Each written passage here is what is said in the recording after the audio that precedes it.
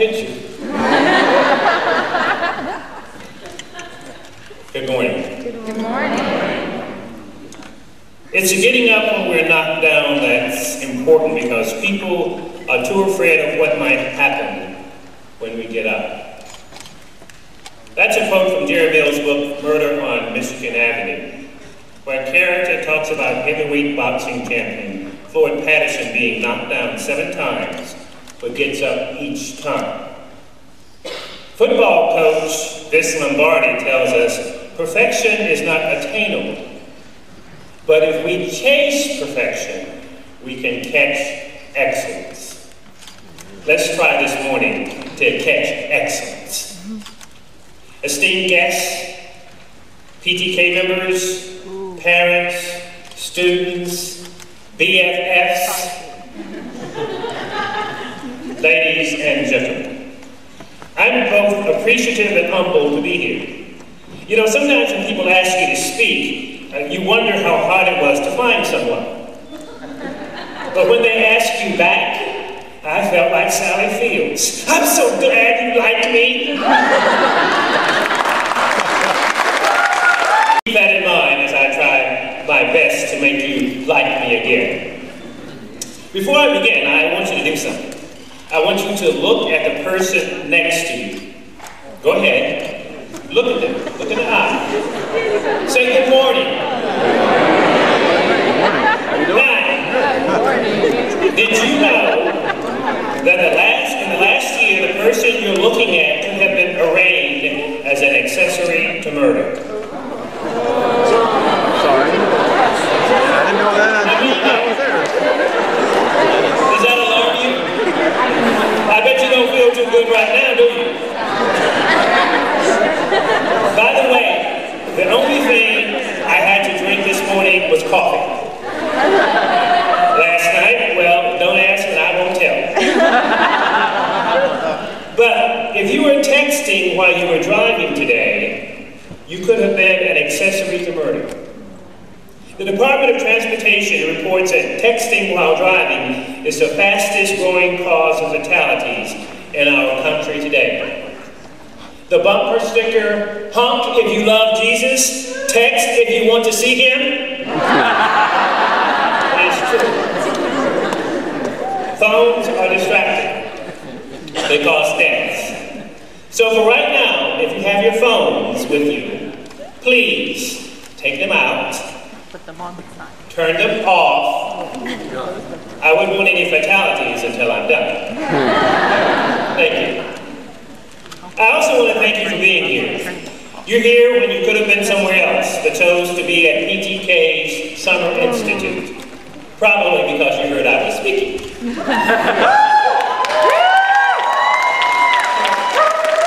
And really, you're here because you care. You're here because God is not finished with you yet. There will be many times in your life when you have opportunities to join a group, run a race, or excel in a class. Make the decision that's right for you.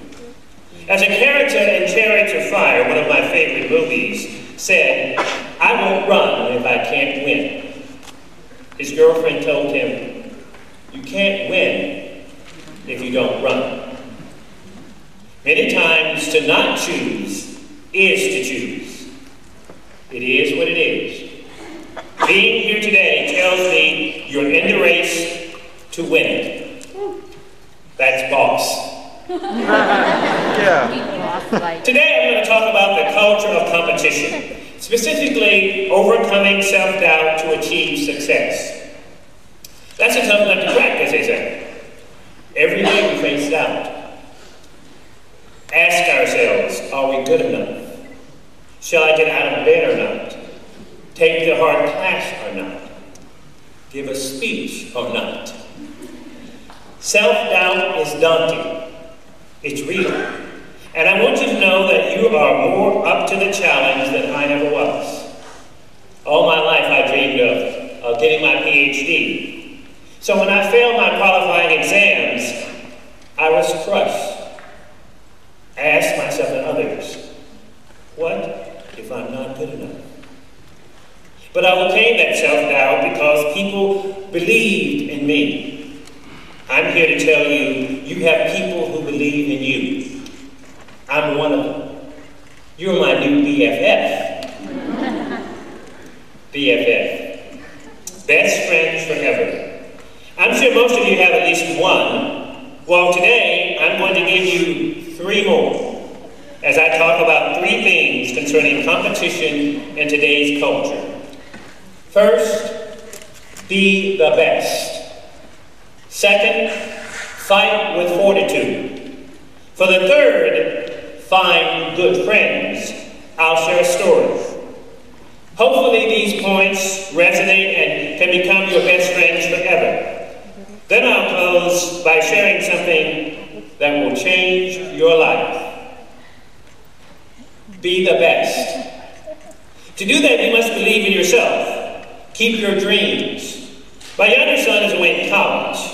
I hear from him periodically, generally when he needs something. Trust me, parents would like to hear from you other than those times when you consider dialing 911, but you call them instead. Please establish a good pattern of calling home so when the phone rings, parents don't wonder, what do they want now? Anyway, I made a habit to write my son a letter every week. I rarely email him, but I respond to his emails. I generally don't text unless I want to have a record I told him something. Sound familiar, parents? And by the way, what the heck is a tweet? So I write him letters so he'll have something of me when I'm gone. I call them legacy letters. He rarely comments on them, but one day when he was home visiting, he told me he looked forward to them. So I write letters. Anyway, in one of those letters I mentioned doing your best, so he emailed me back. What if your best isn't enough to be the best? My son's a real competitor. Let me share a bit of what I said. I asked him, do you want to be the best or just do your best? There's a difference, and sometimes it takes years for people to understand that. The most important thing, I told him, is remember only you know if you have given your best. It's a scary thing.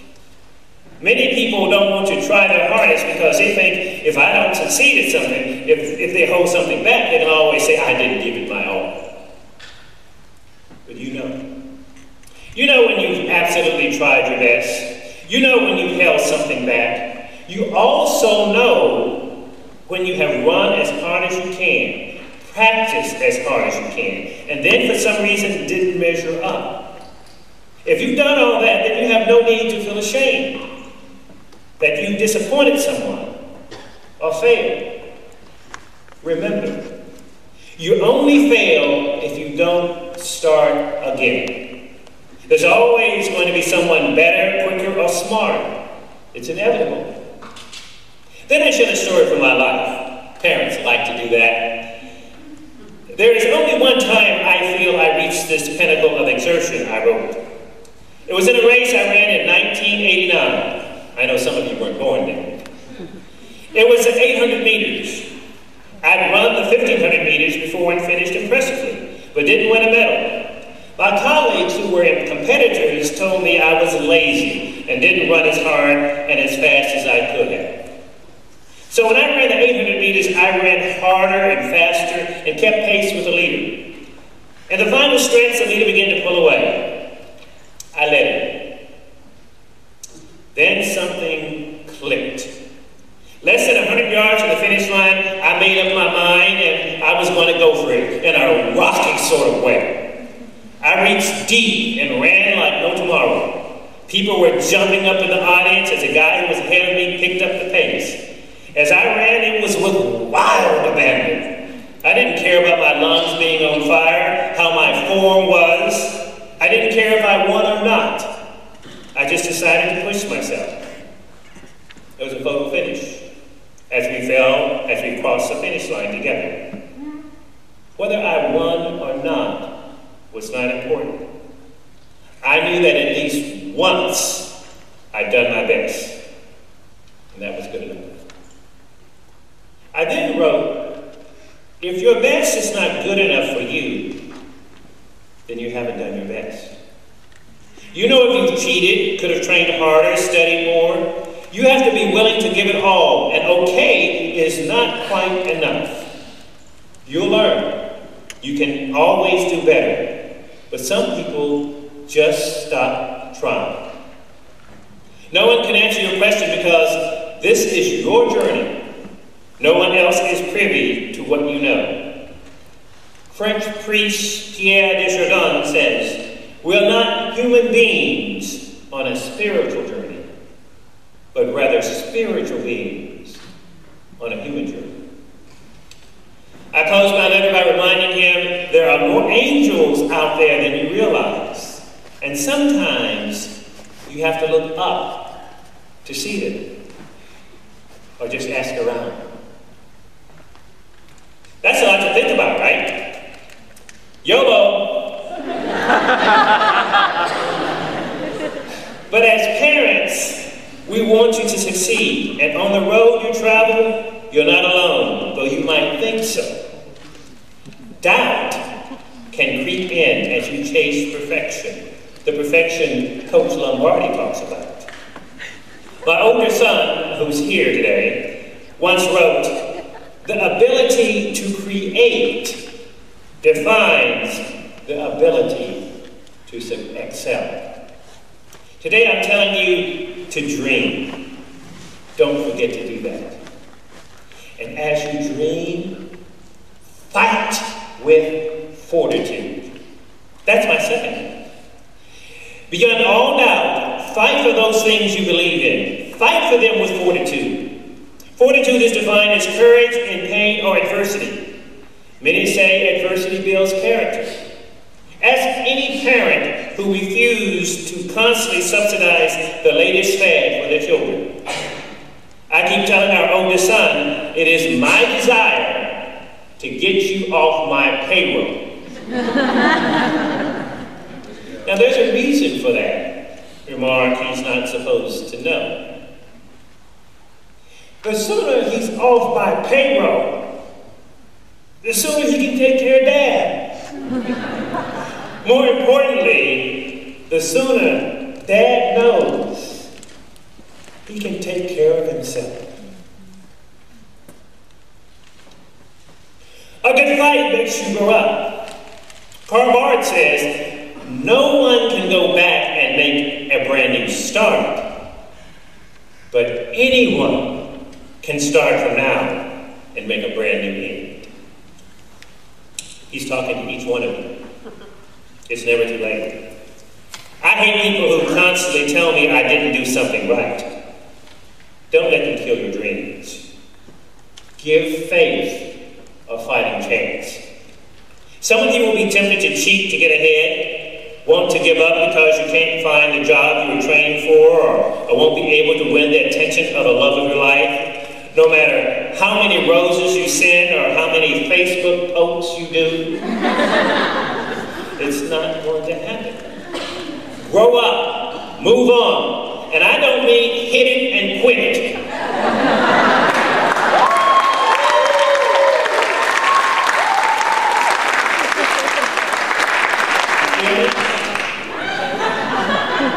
You will encounter potholes in the road.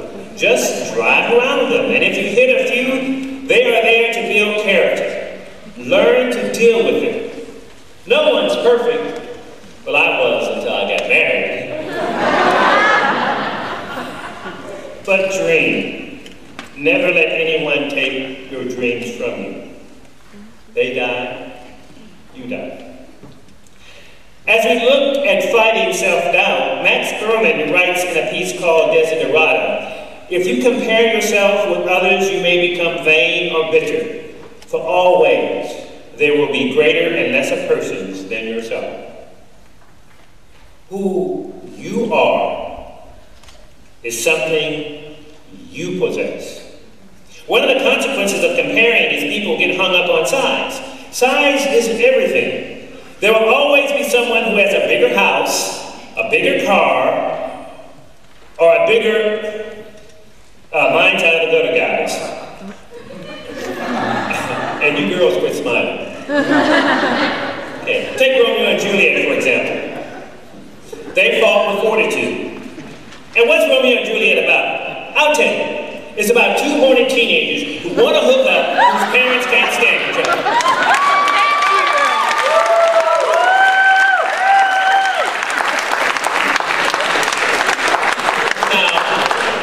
Now, please, don't go tell your English teacher some PhD told you that. But it's the truth. Now, what they did was stupid. Teenagers do stupid things. There was no Facebook for them to break up on.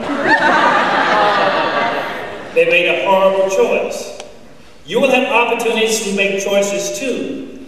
And saying WTF or WWJD isn't the answer. I tell you what Jesus would do. Jesus would tell you to get up off your lazy ass. Can I say that?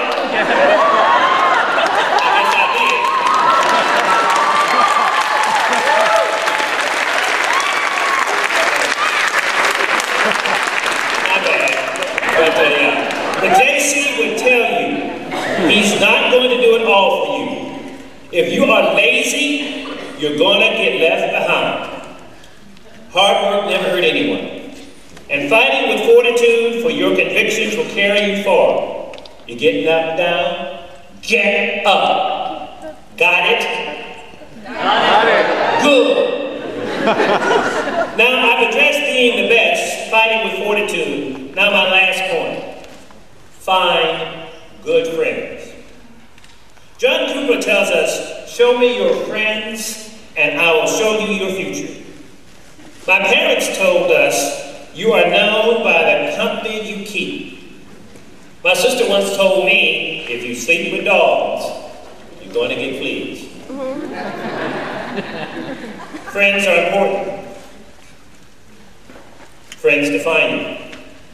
I told my older son, the hardest thing to learn in life is which bridge to cross and which to burn. For you today, it might be which friend to keep, which to unfriend. Now, the story that exemplifies good friendship that I promised, I want you to think who you might be in this story. One day when I was a freshman in high school, I saw a kid from my class walking home from school. His name was Kyle.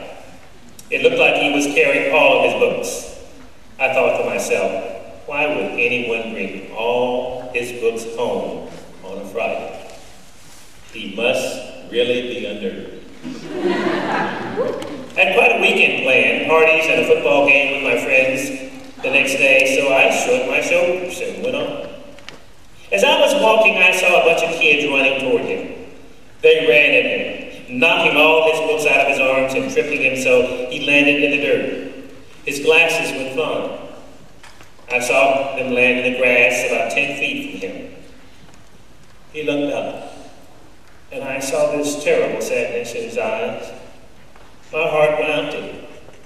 So I jogged over to him. As he crawled around looking for his glasses, I saw tears out. As I handed him his glasses, I said, those guys are jerks. They really should get lives. He looked at me and said, hey, thanks. There was a big smile on his face. It was one of those smiles that showed real gratitude. I helped him pick up his books, asked where he lived. As it turned out, he lived near me, so I asked him why I had never seen him before. He said he had gone to a private school. I would never have hung out with a private school kid before. We talked all the way home, and I carried his books. He turned out to be a pretty cool dude. I asked him if he wanted to play football when he'd stay with me and my friends. He said, yes. We hung all weekend. And the more I got to know Kyle, the more I liked him. And my friends liked him too. Monday morning came, and there was Kyle with a huge stack of books. I stopped him and said, damn, boy. You're going to really build some serious muscles with this pile of books every day. He just laughed and handed me half the books. Over the next 40 years, Kyle and I became best friends. When we were seniors, we began to think about college. Kyle decided on Georgetown and I was going to go to Duke. I knew we would always be friends, that the miles would never be a problem.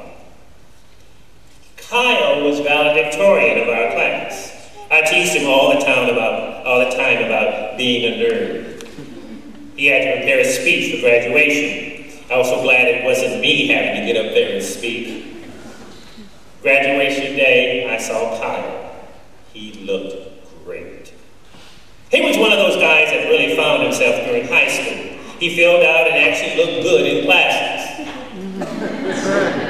He had more dates than me and all the girls loved him.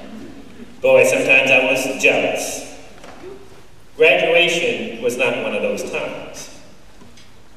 I could see that he was nervous about his speech, so I smacked him on the back and said, "Hey, big guy, you'll be great." He looked at me with one of those looks, the really grateful ones, smiled, and said, "Thanks." As he started his speech, he cleared his throat and began. Graduation is a time to thank those who helped you make it through those tough years.